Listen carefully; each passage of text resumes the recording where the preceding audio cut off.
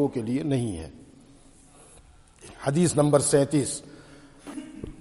وعن المقداد انه سمع رسول الله صلى الله عليه وسلم يقول لا يبقى على ظهر الارض بيت مدر ولا وبر الا ادخله الله كلمة الاسلام بعز عزيز وذل ذليل اما يعذبهم الله استغفر الله اما يعزهم الله فجعلهم من اهلها او يذلهم فيدينون لها قلت فيكون الدين كله لله رواه احمد۔ اس حدیث شریف کو بھی امام احمد نے روایت کیا ہے۔ حضرت مقداد ابن اسود کندی مشہور ترین صحابی ہیں، بلکہ ان کا بھی ابتدا میں جو 10 لوگ ایمان لائے ہیں آپ صلی اللہ علیہ وسلم پر سب سے پہلے، ان 10 میں یہ ہیں، کسی نے کہا ہے کہ یہ چھٹے ہیں، کسی نے کہا کہ یہ 7ویں مسلمان ہیں، کسی نے کہا کہ 8ویں مسلمان ہیں۔ حضرت مقداد ابن اسود، کند ایک قبیلہ ہے، عرب کے قبائل میں سے مشہور قبیلہ ہے، اسی کے طرف ان کی نسبت ہے، کندی کہا جاتا ہے انہیں۔ یہ حدیث شریف روایت کرتے ہیں جس کا مفہوم کے اعتبار سے ترجمہ یہ ہے، حضرت مقداد ابن اسود رضی اللہ عنہ سے روایت ہے کہ انہوں نے رسول کریم صلی اللہ علیہ وسلم کو یہ ارشاد فرماتے ہوئے سنا کہ زمین پر کوئی گھر چاہے مٹی کا ہو یا خیمہ ہو باقی نہیں رہے گا جس میں اللہ کا کلمہ اسلام کو عزت والے کی عزت کے ساتھ اور ذلت والے کی ذلت کے ساتھ داخل نہ کرے۔ پس جو لوگ اپنی رضا اور رغبت سے بخوشی اسلام کو قبول کر لیں گے ان کو اللہ تعالیٰ معزز و محترم بنا کر کلمہ اسلام کا مستحق قرار دے گا، اور جو لوگ اپنی رضا اور رغبت اور خوشی سے اس کلمے کو قبول نہ کریں گے ان کو اللہ تعالیٰ ذلیل و خوار کر کے چھوڑ دے گا، تو پھر وہ لوگ کلمہ اسلام کی اطاعت اور تسلیم پر مجبور ہوں گے، وہ اس طرح کی وہ جزیہ ادا کر کے رہیں گے، اس کے علاوہ کوئی صورت نہ ہوگی۔ میں نے یہ سن کر کہا پھر تو ہر طرف اللہ ہی کا دین ہوگا۔ اس حدیث کو امام احمد نے روایت کیا ہے۔ اس حدیث کے راوی حضرت مقداد ہیں جن کا تذکرہ اوپر ہو چکا ہے۔ اسلام میں غلبے کی پیشین گوئی اس حدیث میں ہے آپ صلی اللہ علیہ وسلم کی زبانی، اور اس میں آپ نے ظہر الارض فرمایا ہے، روئے زمین، تو محدثین کے مطابق روئے زمین سے مراد اس موقع پر ارض سے مراد جزیرۃ العرب ہے، چنانچہ آپ صلی اللہ علیہ وسلم کی حیات طیبہ میں ہی جزیرۃ العرب سے شرک نکل چکا تھا، اور شرک کے لیے پھر قرآن میں بھی آیت آ چکی کہ اب جو ہے کوئی بطور فاتح کے یا بطور حاکم کے یا بطور امیر کے اس پورے جزیرے پر مشرک جو ہے وہ کوئی داخل نہیں ہو سکے گا۔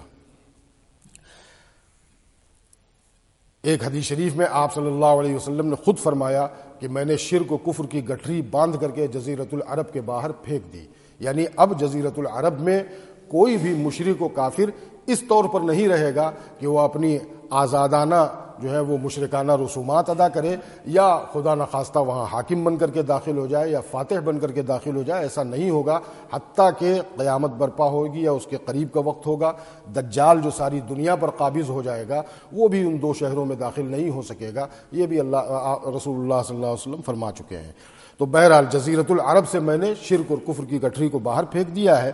اب باقی دنیا میں جو ہے وہ کلمہ پیش کریں گے مسلمان، اور جو لوگ ہیں اس قابل کی قبول کر لیں، ان کی قسمت میں ہے وہ قبول کر لیں گے، ہمارے بھائی ہیں، عزت کے ساتھ رہیں گے، اور نہیں قبول کریں گے تو پھر وہ اللہ کی زمین پر، چونکہ اللہ کا قانون نافذ ہے، تم نہیں مانتے ہو تو رہنے کا کرایہ ادا کرو، جس کو جزیہ کہتے ہیں، جس کو ٹیکس کہا جاتا ہے، یہ اس پر نافذ ہوگا۔ اس حدیث شریف میں 2 لفظ ہیں، بیت مدر ولا وبر۔ مدر کہتے ہیں شہری آبادیوں کو اور وبر کہتے ہیں دیہاتی آبادیوں، گویا ہر روئے زمین کے ہر حصے میں جہاں انسان بستے ہوں وہاں یہ دین پہنچے گا۔ حدیث نمبر 38،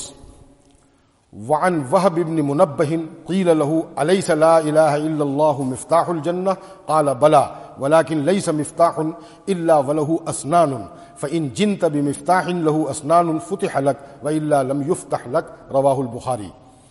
یہ حدیث شریف ہے، اس کو امام بخاری نے روایت کیا ہے۔ حضرت وہب ابن منبہ بہت مشہور ترین تابعین میں سے ہیں، بہت کثیر تعداد میں صحابہ سے انہوں نے علم حاصل کیا، ان کے شاگرد ہیں۔ وہ ایک مرتبہ تقریر کر رہے تھے تو ان سے کسی نے پوچھا کہ کیا لا الہ الا اللہ جنت کی چابی نہیں ہے؟ یعنی اس کا واقعہ یہ ہے کہ حضرت وہب ابن منبہ کوئی وعظ کہہ رہے تھے جس میں اعمال پر بیان کر رہے تھے اور کہہ رہے تھے کہ اعمال خیر کو اپنانا، اعمال شر کو چھوڑنا، اس قسم کا مضمون بیان کر رہے تھے، جیسا کہ پچھلی چند احادیث میں ہو سکتا ہے آپ میں سے کسی کے ذہن میں آیا ہو کہ جس نے لا الہ الا اللہ کہہ لیا تو اب وہ جنت میں داخل ہو جائے گا، تو پھر کیا ضرورت ہے اعمال کی۔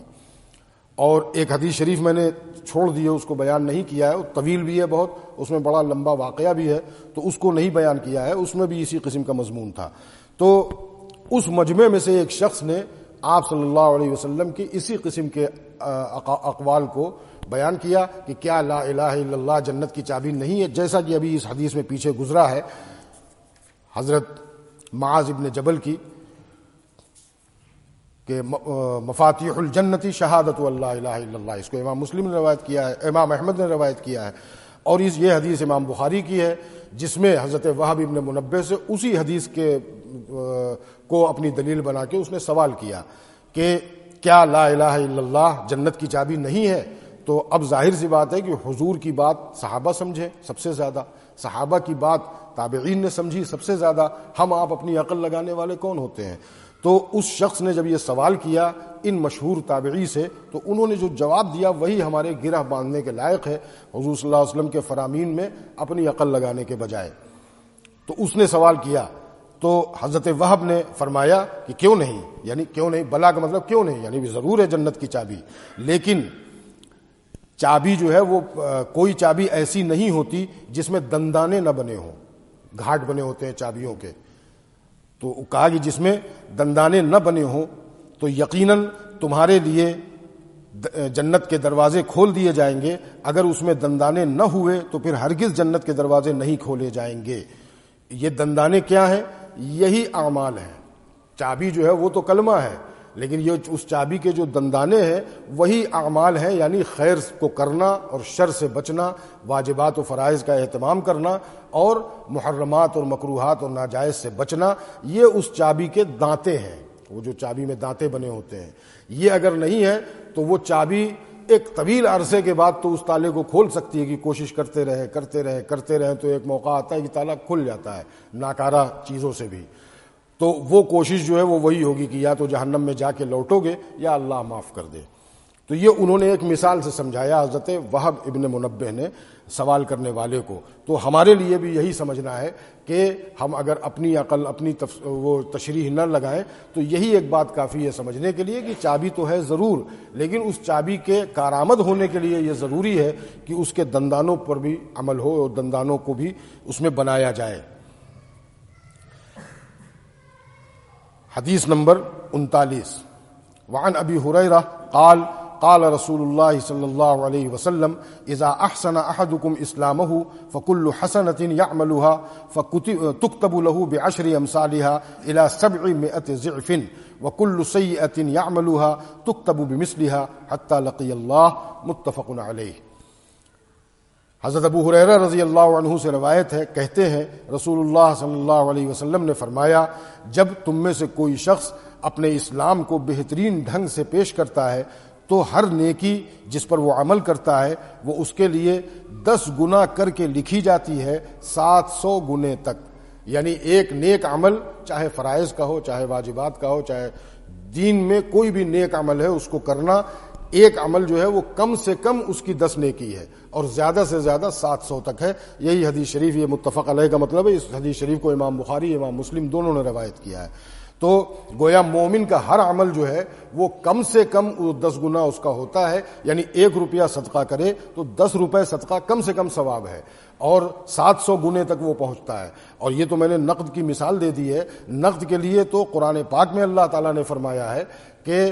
مثل الذین ینفقون اموالہم فی سبیل اللہ کمثل حبۃ انبتت 7 سنابل فی کل سنبلۃ 100 حبۃ، یہاں تک تو یہ حدیث شریف گویا اس کی تشریح ہو گئی کہ ان لوگوں کی مثال جو اپنے اموال خرچ کرتے ہیں اللہ کے راستے میں اس دانے جیسی ہے جو زمین میں بویا جائے اور وہ 7 بالیاں اگا دے اور ہر بالی میں 100 دانے ہوں تو ایک دانہ 700 گنے تک ہوا۔ یہ یہاں تک تو یہ ہے جو آپ صلی اللہ علیہ وسلم نے گویا تشریح فرما دی اس حدیث کی۔ اس کے بعد اللہ تعالیٰ فرماتے ہیں وَيُضَاعِفُ لِمَن يَشَاءُ وَاللَّهُ يُضَاعِفُ لِمَن يَشَاءُ، اور اللہ جس کے لیے چاہے گا اس کو بھی بڑھا دے گا۔ تو معلوم یہ ہوا کہ نقد رقم خرچ کرنے کا ثواب بے انتہا اور لا تعداد بھی ہو سکتا ہے. اللہ کے فضل و کرم سے کوئی بعید نہیں ہے کہ وہ ہر نیکی کا کم از کم 10 گنا تو دے ہی رہے جو یقینی ہے, اور 700 گنے تک بڑھائی جاتی ہے یہ بھی یقینی ہے, اور اللہ جس کے لیے چاہے گا اور زیادہ کر دے گا یہ بھی یقینی ہے, کیونکہ سب کتاب اللہ میں موجود ہے.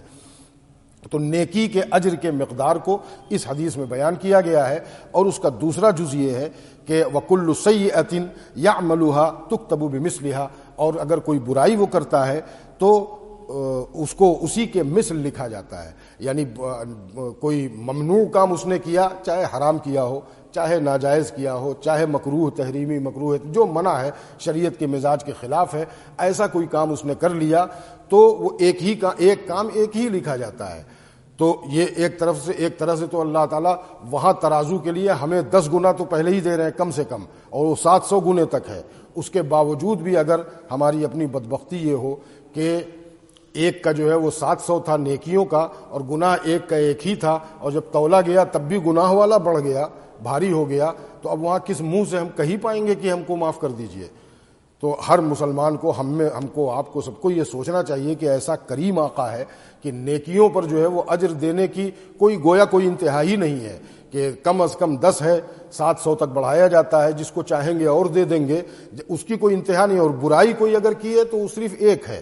اور اس برائی کے سلسلے میں ایک اور بھی بات ہے, ایک اور کرم اور فضل ہے اللہ کا, کہ جب کوئی بندہ گناہ کرتا ہے, یہ بھی صحیح حدیث سے ثابت ہے, جب کوئی بندہ گناہ کرتا ہے تو وہ بائیں والا جو ہے وہ تیار ہوتا ہے لکھنے کو, تو دائیں والا کہتا ہے رکے رہو, ہو سکتا ہے معافی مانگ لے, ہو سکتا ہے توبہ کر لے, ہو سکتا ہے استغفار کر لے. تو اس کا بھی موقع ملتا ہے. تو ہم میں سے اکثر ہوتا ہے نا, کبھی جھوٹ نکل گیا منہ سے تو فوراً کہتے ہیں استغفر اللہ, بھائی یہ غلط بات نکل گئی, پتہ نہیں کیسے ہو گیا. ابھی میں ایک لفظ کا ترجمہ, ایک لفظ پڑھ رہا تھا, وہ کچھ کا کچھ پڑھ دیا تو وہ غلط ترجمہ ہو رہا تھا, تو فوراً میرے منہ سے نکلا استغفر اللہ. تو اس قسم کی غلطیاں کوتاہیاں جو ہم سے ہوتی ہیں, کوئی بڑا گناہ بھی ہو جائے اور فوراً احساس ہو اور سچے دل سے توبہ کر لے تو وہ لکھا بھی نہیں جاتا. لکھ کے مٹانا تو دور کی بات ہے, وہ لکھا بھی نہیں جاتا. تو معلوم یہ ہوا کہ ایسے کریم آقا کو ماننے والے ہم ہیں, اور پھر اس کے بعد وہاں پہنچے اور تولا جائے اور نیکی والا جو ہے وہ اوپر ہی رہ جائے, تو یہ تو بڑے خسارے اور بڑے گھاٹے کی بات ہے کہ ایک جگہ اتنا دیا جا رہا ہے فلاں پر, اور وہ دوسرا والا لکھا بھی نہیں جا رہا, جلدی توبہ کا انتظار کیا جا رہا ہے.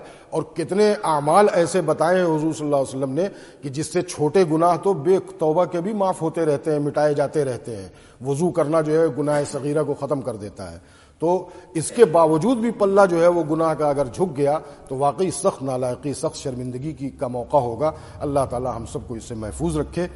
بہرحال اس حدیث شریف میں نیکیوں کا اجر اور گناہ جو ہے اس کا بدلہ یا وہ کتنا لکھا جاتا ہے اس کا بیان تھا. اس کا چونکہ ایمان اور اعمال سے تعلق ہے, اس لیے کتاب الایمان میں اس حدیث کو بیان کیا گیا ہے. بس آج کا سبق ہو گیا. دعا فرما لیجئے اللہ تعالی ہم سب کو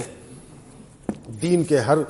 حکم پر عمل کرنے کی توفیق عطا فرمائے. جو واجب اور فرض ہے اس کو تو ہر طرح سے ہر وقت ہر موقع پر عمل کرنے کی توفیق عطا فرمائے.